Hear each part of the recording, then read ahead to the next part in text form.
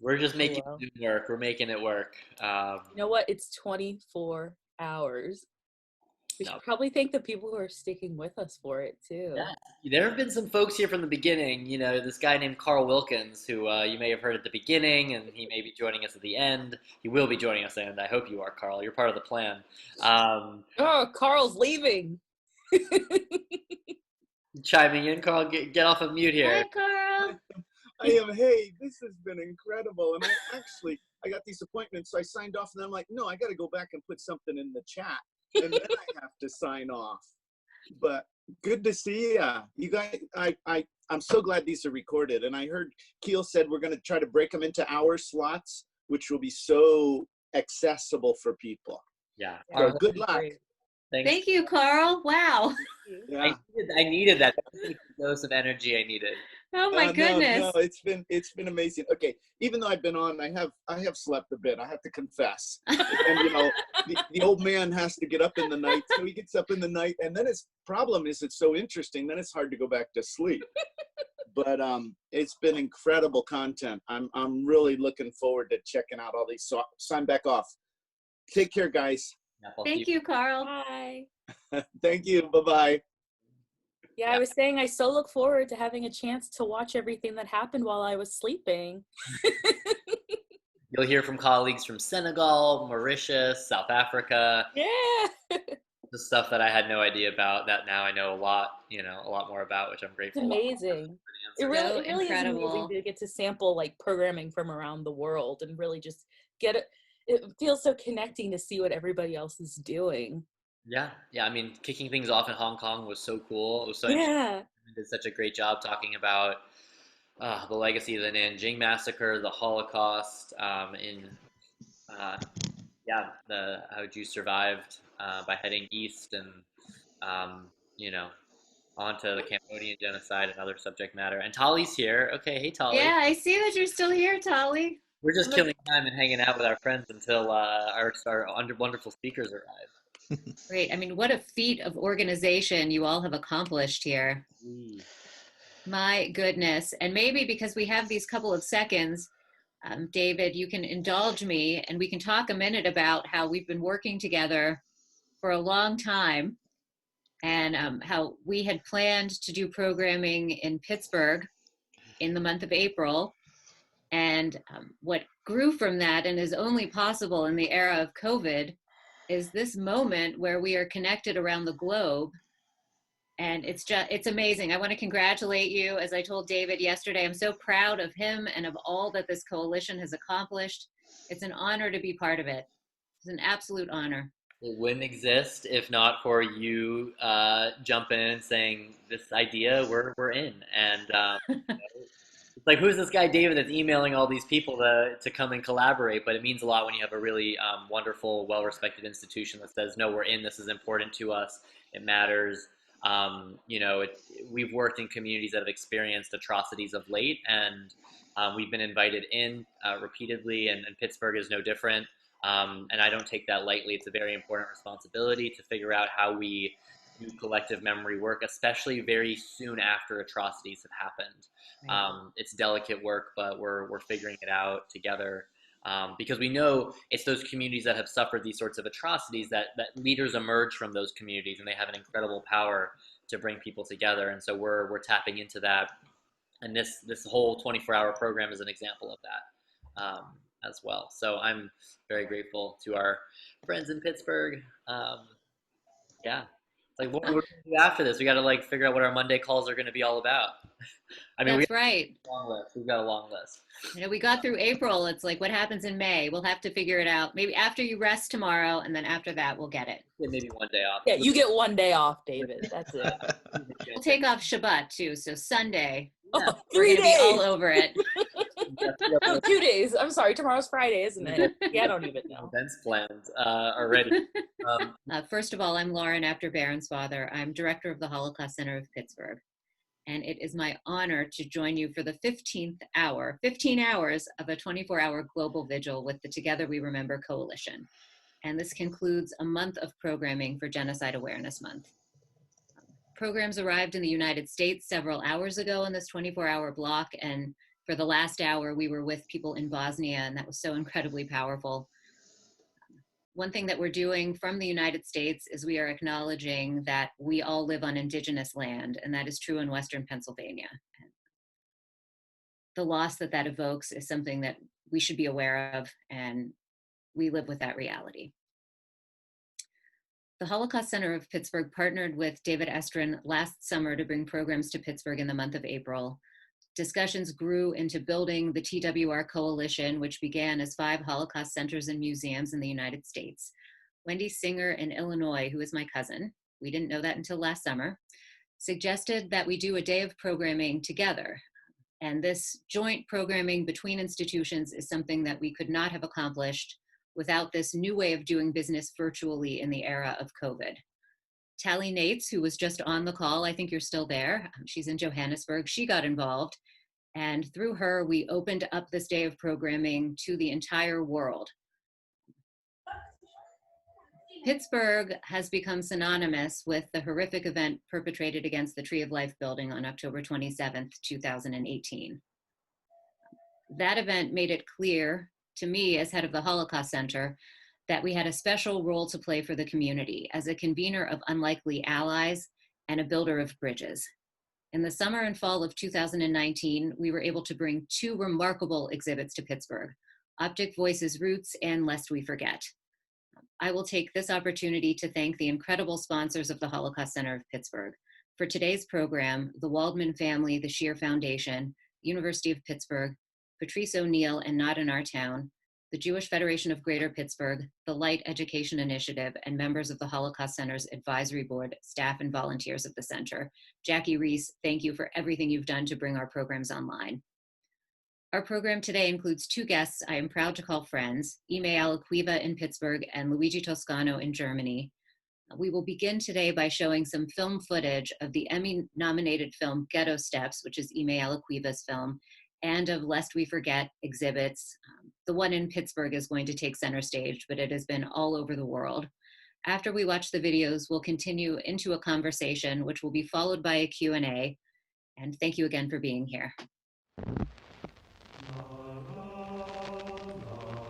As we begin this journey, a journey into the past, a journey that will bring us to ghettos, concentration camps, gas chambers and crematoriums, a journey of a people following their footsteps from place to place, the slow process of dehumanization, of mass killing, of inhumanity, a journey that will last in our minds forever, with the hope that we will take action in our lives in whatever we do in all our human encounters. We must move forward, but first we need to look at the past.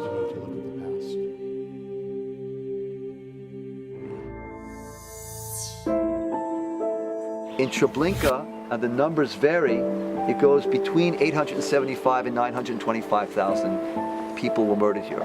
Being here at Treblinka is making me feel so empty because I'm trying to grasp what happened here and I just can't. After Auschwitz, this is the largest and most efficient and effective killing center that the Nazis create. Go to Treblinka. Keep your eyes wide open. Sharpen your hearing.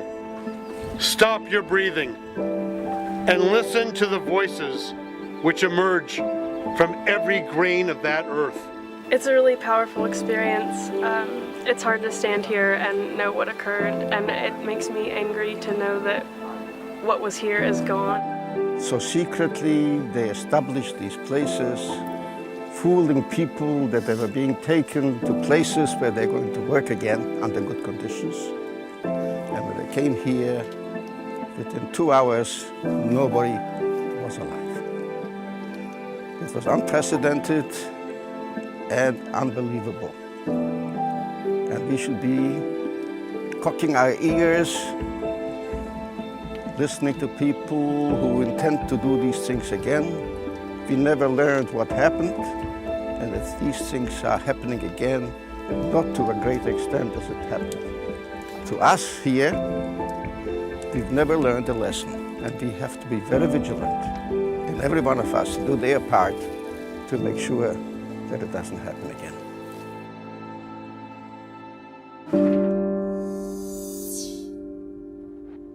I am Howard Chandler, and I'm a Holocaust survivor, and my number in Auschwitz was 19831. It is very important because what we went through and what happened during the Holocaust, that there are people who denying that it ever happened. At the expulsion, at the ghetto, this is our house on the corner. This in the corner. Yes, where it says Salon Firant. Yes.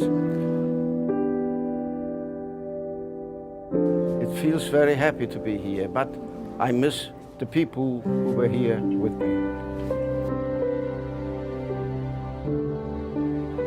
This is the only sign in town that Jews ever existed, and we're part and parcel of this community, with the exception, of course, of the Jewish cemetery, which we are trying to preserve.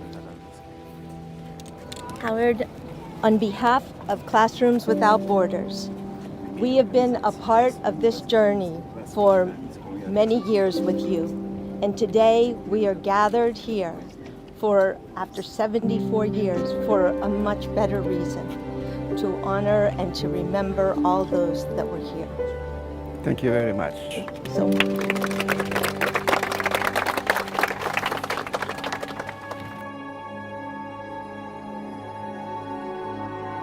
I will try as hard as I can to fight for humanity, and intolerance needs to stop is my #1 message that I will want to bring back. It's just been a complete eye-opening experience, and I hope that I can just share my experience with everyone else and hope that they can just even a little bit understand what I sort of understand about what these people went through. As we close our journey, a journey that we began as separate individuals, and yet through these collective moments, we've created memories. Memories of the past, analyzing who we are and where we're going. Past, present, future. We move forward and we make a difference. This is Classrooms Without Borders.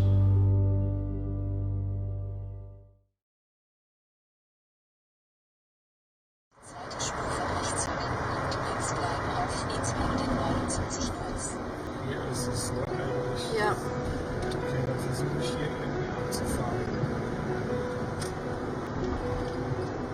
Das geht wahrscheinlich gar nicht. Doch. My name is Luigi. Nice to meet you. People have to know. Too many people don't believe anything happened. Ignorance is no excuse. Americans were not interested in it. Only now they are getting interested in it. 3 generations later. Can you look in the middle?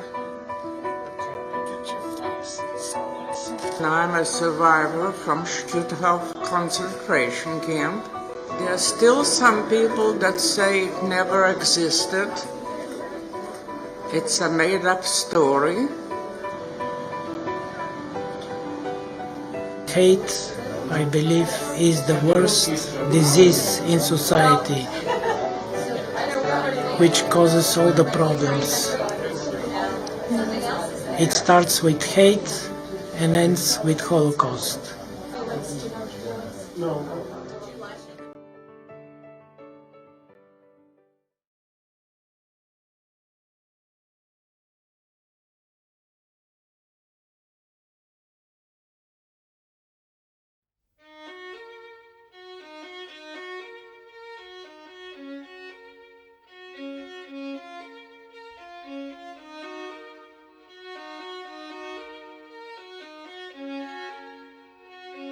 We are currently on what we call the Cathedral Lawn at the University of Pittsburgh.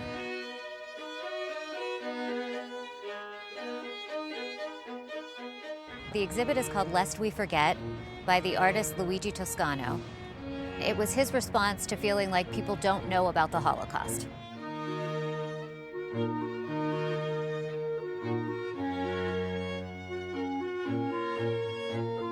The photographs are close-up portraits of Holocaust survivors. 16 in this exhibit are men and women from Pittsburgh. To me, they communicate so effectively, that we have a responsibility. We have a responsibility. These are men and women who survived an attempt to annihilate them. They survived. They built lives after that. They're incredibly resilient, and we need to learn from that. We see where anti-Semitism can lead when people don't say anything. To me, it's such a powerful response, especially to what happened here. And as director of the Holocaust Center, that's exactly how I felt last year at this time. What are we going to do? How are we going to act? We know how to address this, so we must. We all have a responsibility. My mother-in-law was a Schindler's List. She was a survivor and had literally no family. They were all killed. I live right down the street from the Tree of Life, and I lost 2 brother-in-laws and a sister-in-law got killed in that shooting. When I think about these people surviving and going on and wanting life, I hope that someday I myself and everybody from the Tree of Life can move on also. The thing that moved me the most is the support from everyone else. How much other people in Pittsburgh felt like they had been attacked and wanted to do something in brotherhood with the Jewish community. Not only in friendship, it was more than that. It was a deeper connection. That's the spirit of what happened here, and it's continuing.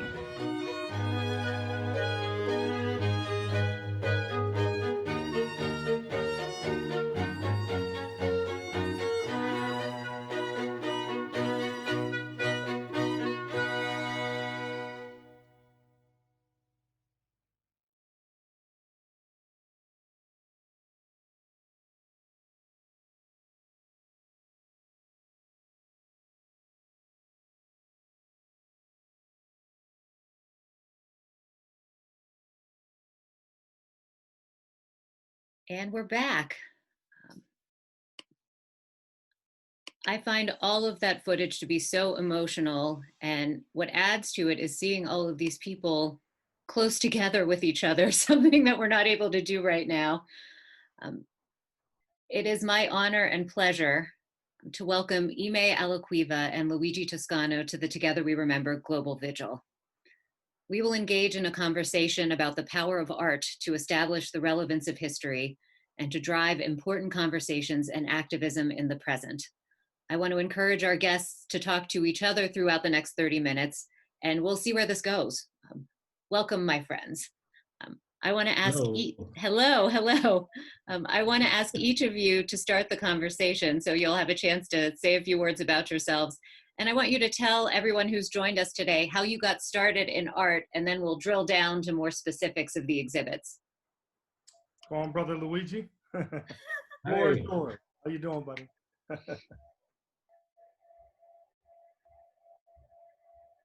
I'm good, brother. I'm good. If you like, you can start. Oh no, your hair looks better than mine. Go on and start. No, go forward, please. Go forward. All right. Okay. Cool. So, my name is Emmai Alaquiva. I consider myself a cinematic storyteller, or a cinematic poet, if you will. Some people might call me a filmmaker, but I don't know how to make the plastic and the little holes on the side of the film and things of that nature. So I've sort of coined this cinematic poet. What really got me started, I kind of got started on an accident. I started in a nonprofit organization called Hip Hop on Lock, which is an arts education program for youth, K to 12, in which we use hip hop as a vehicle to empower and educate young people. And I wanted to start to make these little films that would help to tell the story of these young people in a way that was palpable and had a connection with the audience. So I didn't know how to do film, so I would hire a lot of students to do film in other companies, but what was missing was their ability to really put the story into the image. If a photo speaks 1,000 words, we were missing a large percentage of those words. So I bought a camera at Best Buy in New York City on 23rd Street, and I opened the box and I didn't read any manual or anything. I literally just took it out the box and just started exploring these buttons and started to just capture individuals, you know, who were just out and about. So that turned into a love for film, and I started to do film very heavy in video production. But I wanted to get into photography somehow. So one day, in between two film shoots, there was a rally going on in downtown Pittsburgh surrounding the Black Lives Matter. In the summer of 2016, they were killing Black men like they were deer in the street, like they were just targets. A Black man would have his hands up, shot, killed. A 4-year-old will be in the back seat, and even after you tell an officer you're licensed to carry, you're shot 4 times, dead. So during this rally that they had, that was organized by great artists, Brandy Fisher, Becca Zela Mguni, and a few others, I literally took one camera with an 85mm lens, and I only had 30 minutes before my next shoot. But I began to crystallize these moments of what was going on the corner of 5th and Wood, downtown Pittsburgh, totally shut down. So I'm a strong believer that if you don't document it, it's like it never happened. So we have a responsibility as artists to fossilize these situations. So I took a camera and I took a photo of a young boy who begged his mother for a sign. And the sign, what read on the sign was, "I am a human being." And when he begged his mother on and on and on and on about this, his mother eventually gave him the sign. But at 2 years old, even though he couldn't read the sign, he understood the power behind the sign. And I had to get on one knee and capture everything that this boy had inside of his body, and inside of his soul was everything that we wanted to go through. So when I took that photo, it literally inspired me to say, hey, Emmai, you're not just some guy who has a camera. You have a responsibility to use this art and help to change people's lives, not just changing a lens. Changing a lens is one thing. Changing a life is a totally different sector of responsibility as an artist. So that's how I started, and that's why we're here today. Thank you. Incredible. So Luigi, will you tell us how you got started in art, please? You know, I remember 20 years ago, I saw an offer in a magazine, in a shop, you know, for a camera. So I was totally convinced that I buy this camera and I can take pictures, you know. And so I start to take pictures, and you know, after I see what I shoot, you know, I saw that the picture are not good, you know. So then I decide to going in school back and to learn how do you do photography, you know. So on this moment, you know, I start my career, and I start many projects, and yeah, and nearly 20 years now, and 5 years ago, I start with my project Lest We Forget, you know. Yeah. So we'll follow up with more specifics about both exhibits. And Emmai, you've anticipated my next question, which is about the beginning of OpticVoices, and you showed us We have a slide we can put up that has photographs from the first Optic Voices exhibit and from what I believe was the 5th iteration, which we hosted at the Holocaust Center of Pittsburgh, Optic Voices Roots. The first time I saw it, it was at Repair the World, which is a wonderful nonprofit in Pittsburgh, and I wanted to give Repair the World a shout out and their wonderful director, Zach Block. Yes. So I saw it there, and Emmai and I offered tours to many groups of people who came to see the exhibit in person at the Holocaust Center. And we always began with my story about bringing it here. So if you'll indulge me for a second, then we'll bring you back, Emmai. Sure. I saw this exhibit at Repair the World, and I absolutely loved it. It connects Holocaust history with protests happening in Pittsburgh at the time. And I wanted it for the Holocaust Center, but I did not feel that the time was right. I was a little bit worried that I wouldn't be able to bring in our community of supporters to believe that it was the right thing for the Holocaust Center. After the shooting at the Tree of Life building, it wasn't a question of can we do this? It was a question of when can we do this? And I knew that the answer was now. We have to do it now. One of the incredible things about this exhibit is that it really doesn't come with labels. It doesn't have captions. It is an interactive exhibit, and the idea is that visitors to the exhibit will write their own captions to the photographs. The photographs that we have that you see now on your screen are an example of photographs in the exhibit and how they work in dialogue. So I want to pass it back to you, Emmai, to tell us a little bit more about that and what the thinking was for Optic Voices Roots specifically, and feel free to speak more generally about the project. Absolutely. I got to give shout out to the incredible Janice Burley Wilson, who was an incredible inspiration for me, sort of lifting this off and recognizing the potential before I even did. She was one of the vice presidents at the Pittsburgh Cultural Trust at the time. And when I posted a photo of Dakari, she reached out to me and said, hey, listen, have you ever thought about curating an exhibit? And at that time, I had no idea what curating an exhibit was, because I didn't take this photography with that end mark or that finish line in mind. So I said, no, what is that? Can you explain a little bit more? She said, put together some images that you would like to display, because this conversation needs to continue. And, I took what she said, and I wanted to create something that was totally different, something that would allow individuals to really engage and have that authentic and genuine engagement, if you will. So I didn't want to just take an exhibit and have this little thing on the side, this little caption on the side, and just say, oh, you read it and then you move on to the next slide. I said, how am I going to allow individuals to have conversations amongst each other that may be uncomfortable, but finding a comfortable way of doing it? So I said, you know what, here's what's going to happen. And I shared this idea with then producer Victoria Snyder, who's just amazing at what she does. I said, okay, cool. I'm going to name these photos or number these photos.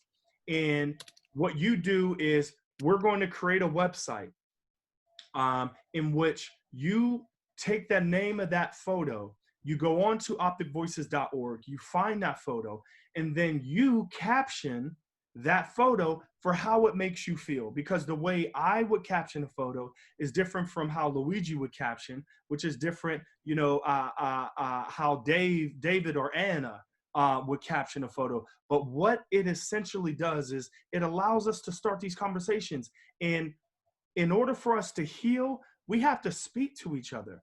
We have to understand, what don't you like about that? What do you like about that? And then how can we create a general bridge of understanding that we can begin to cross and connect with each other on that bridge, and not just look at each other from each of the shores. So when you look at Dakari, you can look at Dakari in his eyes right now and understand that he has more courage than a lot of people that you may know. Or if you look at the image of Rabbi Myers looking through a hole inside of a prayer book, that hole was punctured because of a bullet, you have to really get into those thousands of words that I spoke of before. Even the memory rocks, that I took when I was in Poland working on ghetto steps. I had no idea what those rocks meant. People are like, oh, you don't know what the rocks mean? Or individuals would come into the exhibit and say, how come there's all these rocks? Where are the flowers? Where are the petals? Where are the roses? And I said, no, in Jewish culture, they set a rock by the tombstone to symbolize that their memory lasts forever and that it will be there. Even if you put a rock there, in 1990 and you come back in the 2000s, that rock very well still may be there. Or if you think of the holdup with Leon Ford. Leon Ford was shot by Pittsburgh police 5 times, left paralyzed. So they put him behind a different set of bars, which is the wheelchair.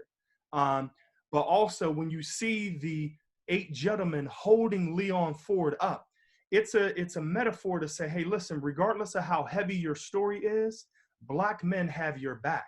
And we're not just going to be on the news, the 11 o'clock news for murdering people, doing this, doing that, but we are positive Black men. And you will recognize that we will hold each other up.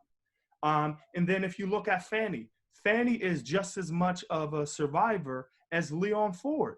They had different trauma in different times, but they have a genuine connection that connects us all, essentially. And we could extract these stories out of art, with photography, with music, with movies, documentaries, films. This is what we need to be doing, and this is why this should never happen again.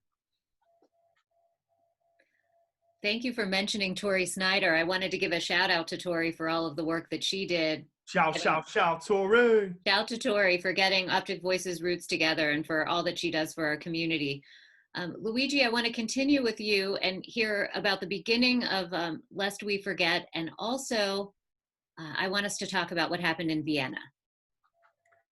Yeah, again, I started this project 5 years ago, and you can imagine that in the beginning, nobody believes in me, nobody trusts in me, what I do, and then there was a positive development, and so I had the possibility to show those pictures around the world. I have now really nearly 20 exhibitions around the world. And there was so many experiences that I have. And one of the bad experiences that I had was in Vienna. My picture was attacked 3 times. First there was graffitied with swastika, and and the second time they cut off the pictures. And after that there was a big solidarity from young people, from young Muslims, from young Catholics, young Jewish people. They come to the exhibition and they protect my picture until the end of the exhibition, and that was a beautiful experience for me, that so many people, there was thousands of people, they come to protect these pictures 24 hours, and that was, you can imagine, that was a beautiful picture to see that we can fight together against anti-Semitism and racism, and you see this on the one picture. There was young Muslims, there was everybody, and that was a beautiful experience during my time with my tours of the exhibition, Yeah. And people can see photos of that vandalism that was done to the exhibit in Vienna up on their screens right now. And I want to say to everyone who's listening that I knew about this exhibit when it opened in Boston, and I learned about it from Hal Waldman, who's really involved with the Holocaust Center. And I loved it so much, but I didn't imagine that we would have an opportunity to bring it to Pittsburgh. And I wanted you, if you would, to reflect for a minute on the significance of bringing it to Pittsburgh, why you wanted to come and how that was for you. I remember that you write me an email, you know, I remember that. And I was so thankful for this, you know, that you opened the possibility to bring this, to bring my exhibition to Pittsburgh, you know. And I was absolutely convinced that this is the right way, you know, after this horrible thing, what happened in Pittsburgh, you know. I was really nervous when I read the first letters what you write me, you know, that if I am interested to bring this to Pittsburgh, and I said yes, I'm really interested to bring this to Pittsburgh. And there was really, you know, that touched me really deep, you know, that I had the possibility to bring this on this place, you know, and so yeah.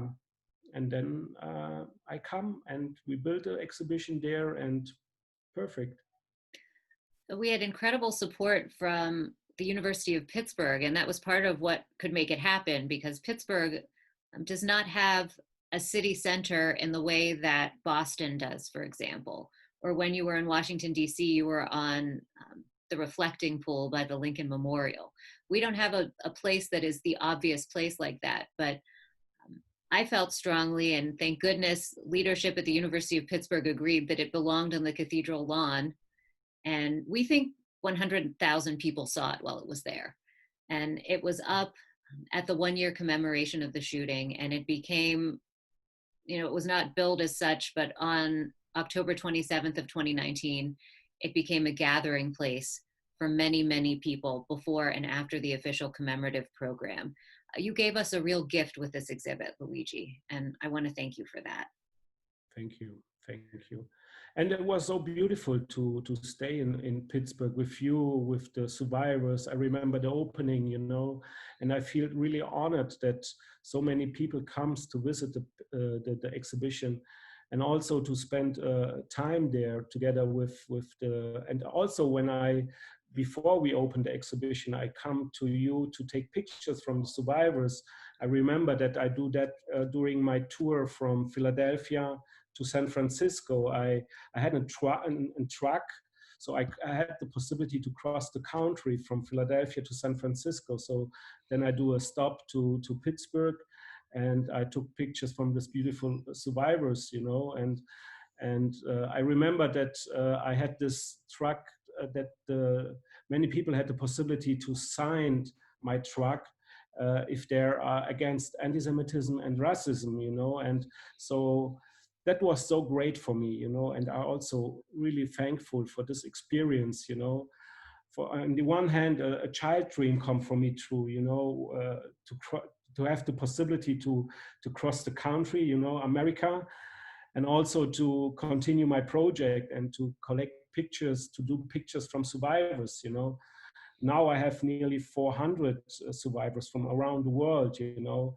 You say it, there are many, many visitors on my exhibition, and I'm so thankful that the people trust me now, you know. In the beginning, there was no, you know, I remember there was people, they say, no, Luigi, no way, can you do something other? But this is not the way, you know. We invest in the future, not in the past, you know. And that was really, you know, not really much, you know, that was really bad for me in the beginning. And now when I look back now and what's going on, I see, you know, we have over 1 million visitors around the world on this exhibition.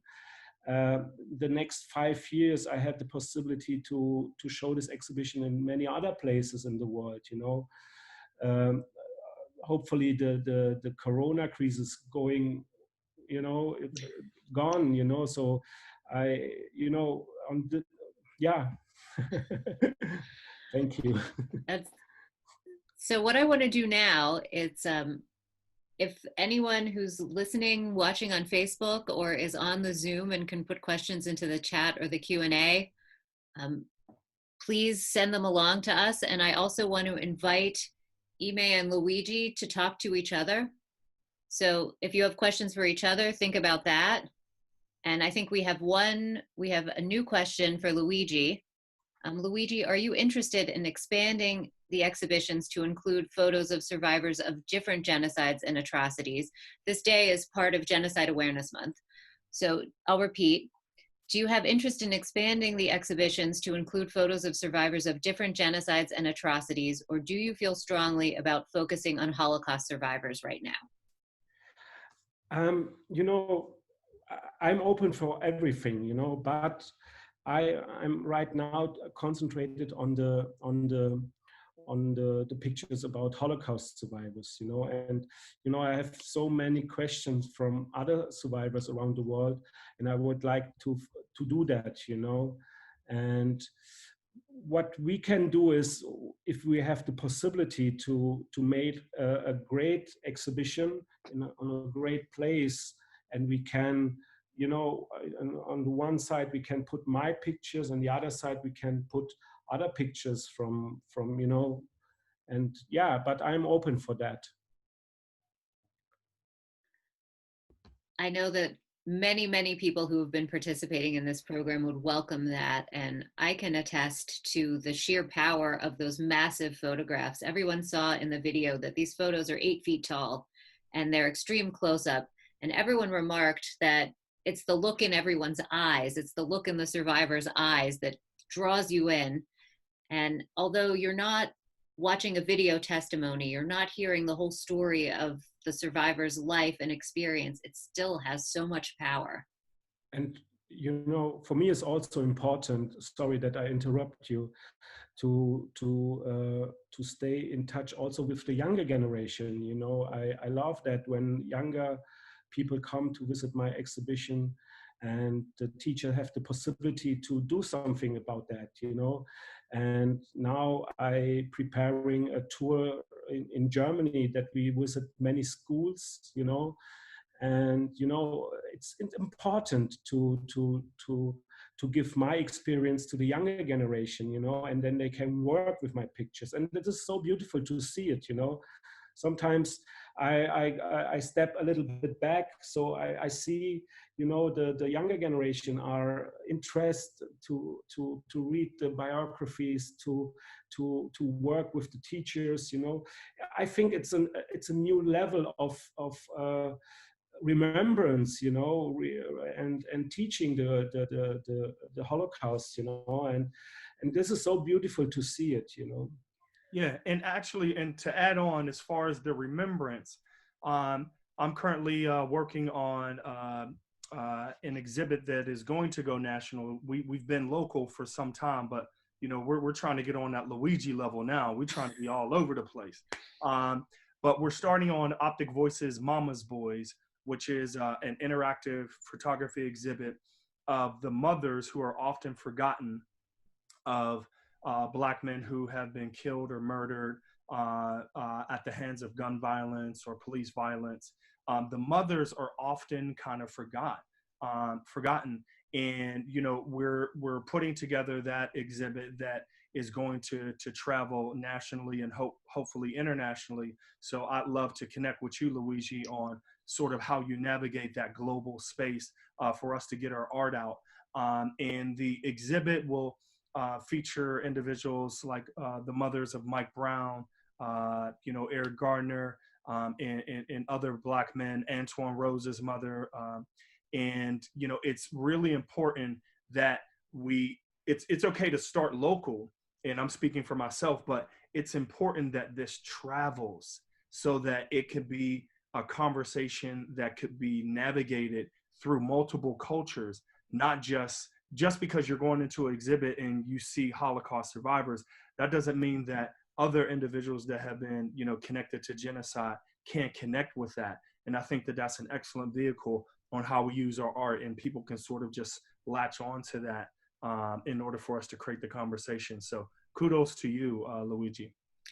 So we have a question that has come in that is directly related to what you two were just saying. First, it came from Debbie Stuber, who is a wonderful volunteer with the Holocaust Center of Pittsburgh. She asks, first, are you working on a collaboration? And then someone else sent a follow-up. What would a collaboration between the two of you look like? So is there a collaboration, and what would it look like?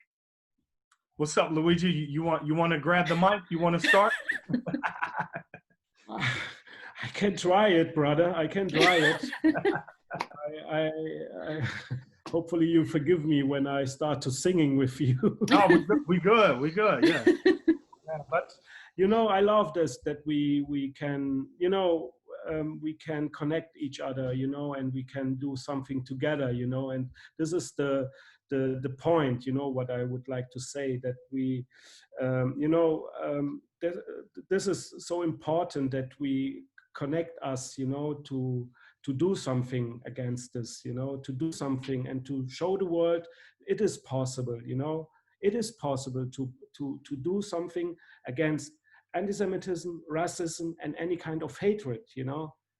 I remember, I don't forget, in the beginning of my project, nobody believes in me, you know, nobody, you know. And now these people come back to me and said to me, sorry about that we say we don't trust you, you know. And, yeah. you know, and this is possible, then I'm not so important, you know. I think it's more important that we are together, you know. This is for me the point, you know. All right, so how about this, Luigi? Let's get it rocking. Let's get it rocking, bro. How about we work on a collaboration called Intersections, but instead of enter like a street, how about inner, like as an inner heart? How about we create something along the lines of intersections, something, you know, some type of name, intersections, blah, blah, blah. And then we could combine portraits. I know you have a list of portraits, but it would be a great cross collaboration that we get portraits of individuals from all walks of life, all experiences, cultural backgrounds, things of that nature, and possibly maybe starting it at the Holocaust Center of Pittsburgh, possibly with these portraits of individuals all around.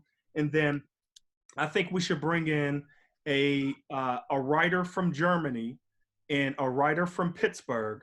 But what we'll do is we'll switch the two writers, and the writer from Pittsburgh would write about your images, and then the writer from Germany would write about the pictures from Pittsburgh and other, and you know what I mean? And I think that would be super duper fresh for maybe the spring of 2021, once all this COVID's behind us. What do you say, bro? We can doing something more on your idea, you know. I had a beautiful experience. There's a beautiful painter in Pittsburgh, Adam, and he paint my pictures, you know, with situations, you know. And also I know a beautiful painter in Vienna, you know. They paint also my picture together in different situations together with, you know. And when we can bring this together, you know, we can create something new, you know. And yeah. Okay. All right, that sounds good. And then maybe for the music, for the opening, we can find a way to combine both music, you know, German, Jewish music, German, you know what I mean, pieces, and collaborate it with maybe some African music and maybe a little bit of hip hop. I think it'll be an excellent collaboration, not only for you and I, Luigi, but for other artists to orbit around this movement. Yeah.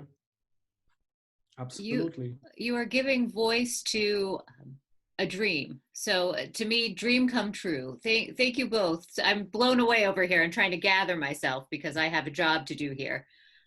We have one more question that I think is so important, and everything that you were just brainstorming about, I see a powerful role for students, and that's what this question is about. Nick Haberman, a wonderful educator we work with, asks, what advice do you have for the students listening today, especially the seniors about to graduate and begin the next phase of their lives? You good, Luigi? Go ahead. I don't want to hog the mic. Go ahead, bro. Go, brother. Go. I think the advice that I would give these seniors as they move into a different intersection of their life is, what good is a gift if you can't share it? So that gift that you've been building for years, share it with the rest of the world. Also, don't worry about mistakes. Mistakes are valuable if you learn from them. I'll repeat it again. Mistakes are valuable if you learn from them. So don't worry about mistakes and don't worry about tripping and falling and things of that nature, because what's going to build character in your life for the rest of your life is adversity and overcoming that adversity. Yeah, absolutely. And I can also say that do it, do it.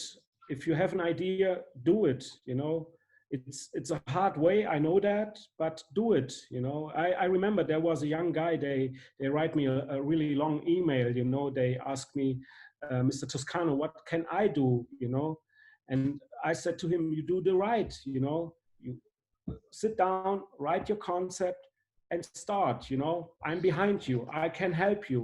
Whatever you want, I help you, And this is the important message, that we open our hand for others.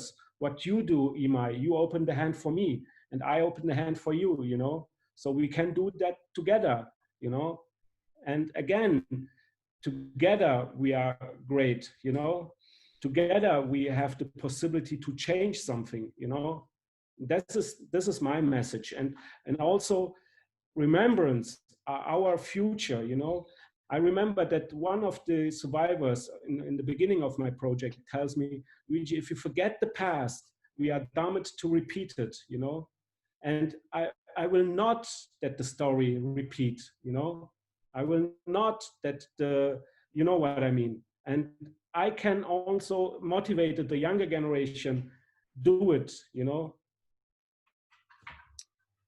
So we have a couple more questions coming in, but I want to make sure that you each have a chance to reflect for us on what never again means to you. We've been talking today with each program about never again. And we say never again when we're talking about the Holocaust. The students in Parkland at Marjorie Stoneman Douglas said never again after the shooting at their school. What does it mean to you? Luigi, go ahead. You're going first this time, buddy. It's not so easy to answer your question, Lauren. I think,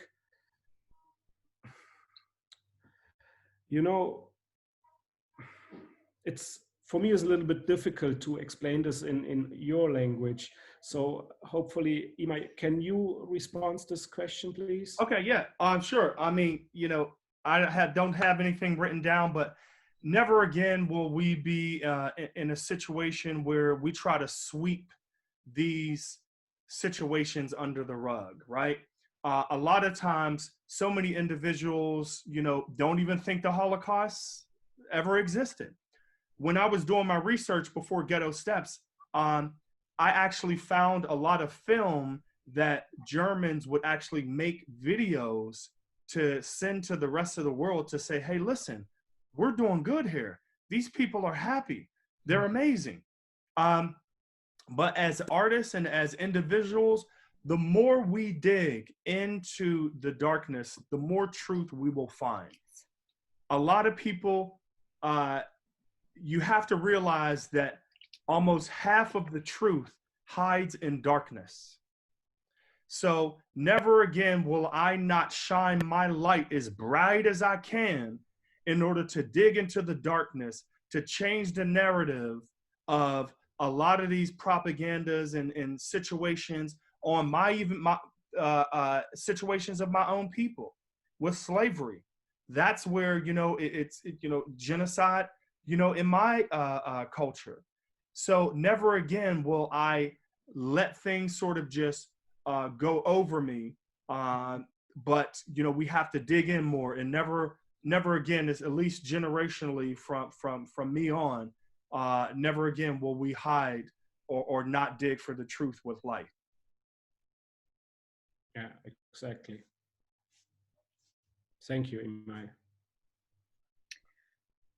Luigi, we have a question for you, asking if you have considered adding photos of victims of the Holocaust whose faces are only preserved through historic photos. Say again, please, your question. Sure. So have you considered adding photos from the past, historic photos of victims of the Holocaust for whom we can't take photographs now? No. No. I understand what's behind this question because there are incredible resources and documents from the past of victims of the Shoah. The essence of the Lest We Forget exhibit is photographs of survivors taken now. And in the footage of the photographs that you took in Pittsburgh, there are several survivors that we've lost since then. And when I was filming for the Not in Our Town video that played at the beginning of this session, we spoke about a couple of those survivors, and that didn't make it into this shorter film, and that's okay because I was in tears. And that's also part of what's so powerful about Lest We Forget, is that inevitably we will lose these survivors. And it's so powerful that you were able to spend time with them and that these images of them are preserved and we can continue to tell their stories in that way. Very emotional. We have teachers who want to know how their students can get involved, and we can follow up after this on that point. In closing, I want to ask each of you, what is next for you? So what's next for me is I'm currently working on several scripts for some films. Also, besides OpticVoices Mama's Boys, which is going to launch at the August Wilson African American Cultural Center first, and we're looking to have it at the Smithsonian, the African American Museum in the Smithsonian in DC. And I'm also working on a film that actually parallels the Holocaust and the African American slavery. And it talks about 5 sectors of parallels on how we share a lot of the same struggles. We share a lot of the same fight. And, for 2 incredible cultures to sort of, come out better than ever, from this adversity speaks volumes. And right now I'm in the process of my research to put that film together and hopefully premiere it at the Sundance Film Festival coming up in 2021. So other than that, just helping a lot of artists really get things to the next level. I serve on the Pennsylvania Council on the Arts under Governor Tom Wolf. So trying to find a lot of great platforms for a lot of great artists. And it's a pleasure to be able to work with outstanding individuals like yourself. I'm excited to work with Luigi and everybody who's on this call and listening on the interwebs. We appreciate you. So thanks for having me, Lauren. Absolutely. Thank you. I'm honored to work with you. Luigi, please, what's next? Yeah, for me, the right now is a little bit difficult situation. Normally, I had an exhibition in Israel and also in Germany, and also we are preparing to bring this exhibition again in America. We work together with the Holocaust Museum in Illinois, and yeah, I have my second picture book is coming out. I don't know if you see it, Lauren. Oh, gorgeous, gorgeous. Yeah, and I have a surprise for you, Lauren. I would like to come back to Pittsburgh and to make a presentation with this book. And yeah, and I would like to promote this picture book.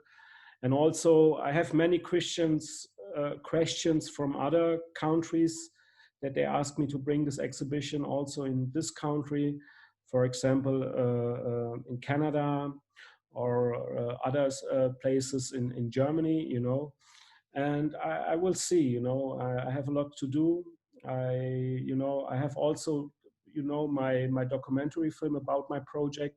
It was showing last year on the International Film Festival in Seattle. Normally they must run now in an international film festival here in Germany, but they was canceled. And yeah, we will see what's coming next. But I'm thinking positive that, Well, I can't wait for the time when we can have you back in Pittsburgh. And when that happens, we can introduce the 2 of you in person. And I know that amazing things are going to happen. Sadly, we are out of time. So I want to thank Emmai Alaquiva, Luigi Toscano, David Estrin, Marcus Steiner, Keel Majewski, Jackie Reese, and Tori Snyder, and many other people. Together, we can work toward a future where never again is more than an aspiration, and we are going to do that through partnerships like the Together We Remember Coalition. Thank you all, and have a great day. Absolutely. Thank you. Thanks, Lauren. Thanks, Luigi. Thank you, Emmai. Amazing ideas. You just proved out the whole remembrance into action thing. So thanks for bringing it today.